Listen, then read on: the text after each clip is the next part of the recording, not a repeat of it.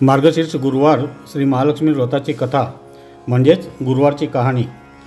श्री लक्ष्मीची कृपा आपल्यावर व्हावी, तिने आपल्या घरात वास करावा, पैसा शांती समाधान घरात नांदावे म्हणून श्री महालक्ष्मीचे व्रत करतात। हे व्रत केल्याने मनातल्या सर्व इच्छा पूर्ण होतात। श्री महालक्ष्मीची अनेक नावे अनेक रूपे आहेत।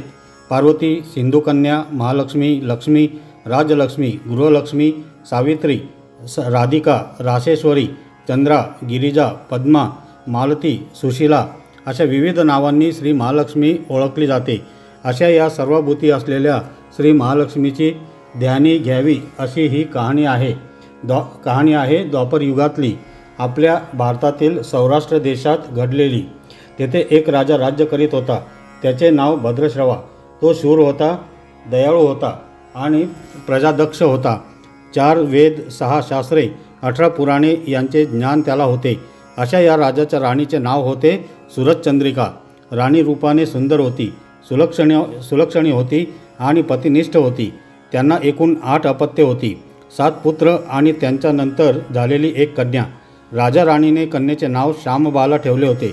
एकदा देवीच्या मनात आले, आपण राजाच्या राजप्रासादी राहावे, त्याने राजा आणखी सुखी होईल, प्रजेलाही तो आणखी सुख देईल।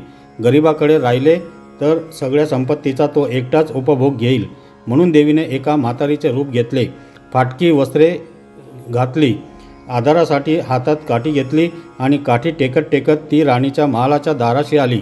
तिला पाहताच एक दासी पुढे आली। तिने म्हातारीला विचारले, कोण ग बाई तू, कुठून आलीस, काय काम काढलंस, तुझं नाव काय, गाव काय, काय हवं तुला? म्हातारीचे रूप घेतलेली श्री महालक्ष्मी म्हणाली, माझं नाव कमलाबाई, द्वारकेला राहते मी, तुझ्या राणीला भेटायला आले, कुठे आहे ती? दासी म्हणाली, राणीसाहेब महालात आहेत, त्यांना सांगायला गेले तर त्या माझ्यावरच रागावतील, तुला त्या कशा भेटतील? तुझा अवतार पाहून तुला त्या हाकलूनच देतील, तू इथेच थोडा वेळ आडोशाला थांब। म्हातारीला राग आला।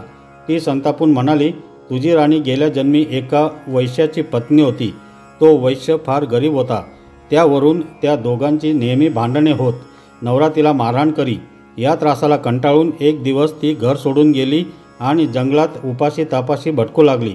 तिची अवस्था पाहून मला तिची दया आली। मी तिला ऐश्वर्य, सुख आणि संपत्ती देणाऱ्या श्री महालक्ष्मी व्रताची माहिती सांगितली। त्याप्रमाणे तिने ते व्रत केले। तिच्या व्रताने महालक्ष्मी प्रसन्न झाली, तिचे दारिद्र्य संपले, तिचे घर संपत्ती समृद्धीने भरले, तिच्या जीवनात आनंद भरला।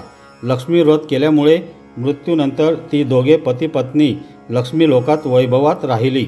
या जन्मी त्यांचा जन्म राजकुळात झाला आहे। देवीच्या कृपेने ती आता राणीपदावर बसली आहे, पण लक्ष्मी व्रताला तिला आता विसर पडला आहे। त्याचीच आठवण करून देण्यासाठी मी इथे आली आहे। म्हातारीचे बोलणे ऐकून दासीच्या मनात जिज्ञासा निर्माण झाली। म्हातारीला पाणी दिले, नमस्कार केला आणि म्हणाली, मला सांगाल ते व्रत, मी करीन ते नेमाने, उतणार नाही, मातणार नाही, घेतला वसा टाकणार नाही। म्हातारीने दासीला लक्ष्मी व्रताची माहिती सांगितली। मग ती उठली व काठी टेकीत निघणार तेवढ्यात राणी तरातरा महालातून बाहेर आली। फाटक्या वस्त्रातील म्हातारीला पाहताच ती संतापली आणि उर्मटपणे म्हणाली, कोण ग तू थेरडे, इथे कशाला आलीस, जा इथून। तिने पुढे होऊन म्हातारीला घालून दिले। ती म्हातारी म्हणजे प्रत्यक्ष महालक्ष्मीच होती, हे राणीला कळले नाही।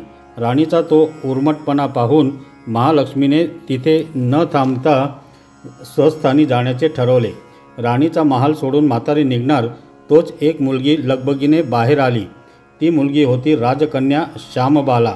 तिने येऊन म्हातारीला नमस्कार केला आणि कळवळून म्हणाली, आजी रागवू नका, माझी आई चुकली, तिच्यासाठी मला क्षमा करा, मी तुमच्या पाया पडते।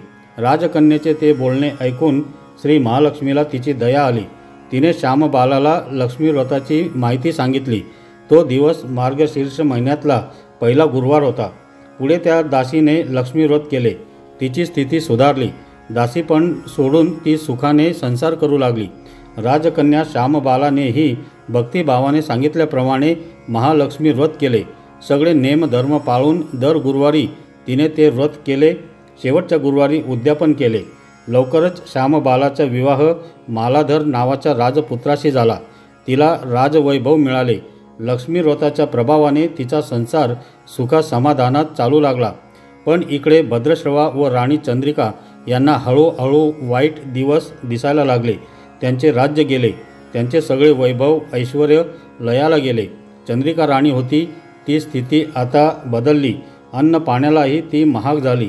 भद्रश्रवाला फार वाईट वाटे, पण तो तरी काय करणार। एक एक दिवस चिंतेने उगवत होता, तसाच मावळत होता।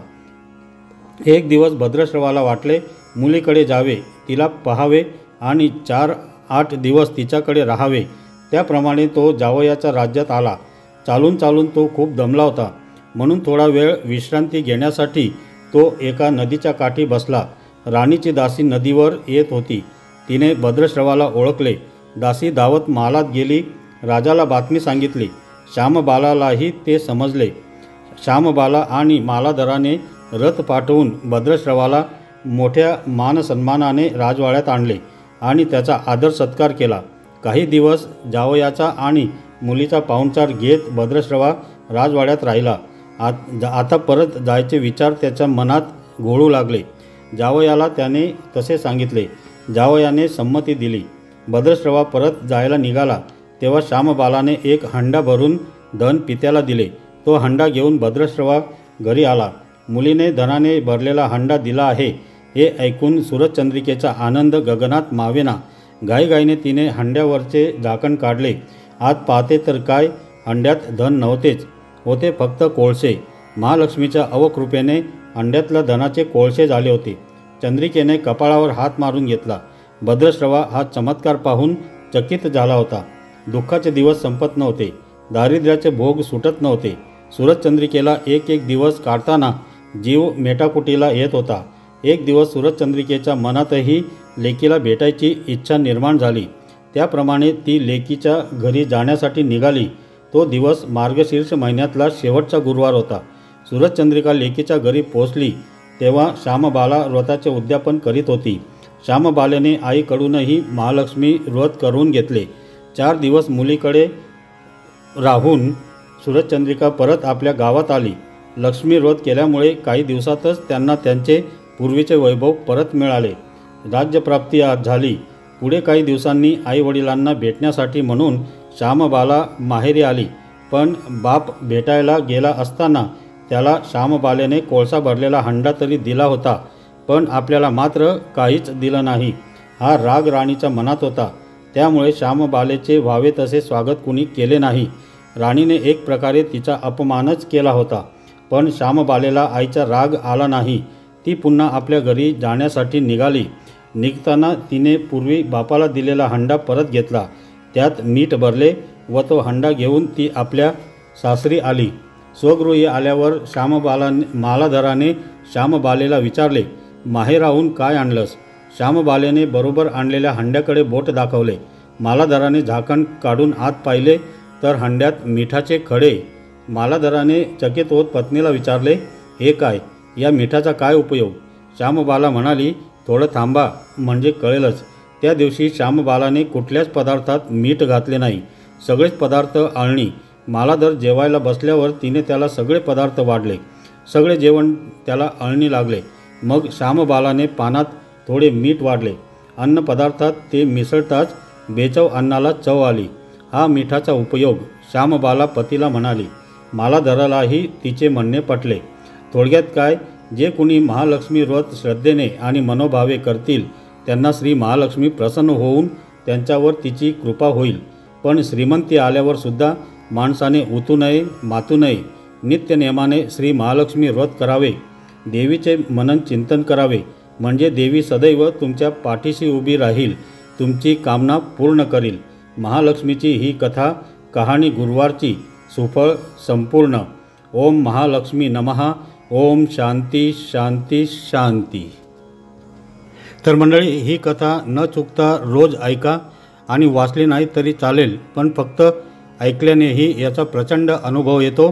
तर ही कथा कमीत कमी 1.25 महिने तुम्ही रोज ऐका आणि तुमचे अनुभव कमेंट्समध्ये लिहायला विसरू नका। धन्यवाद।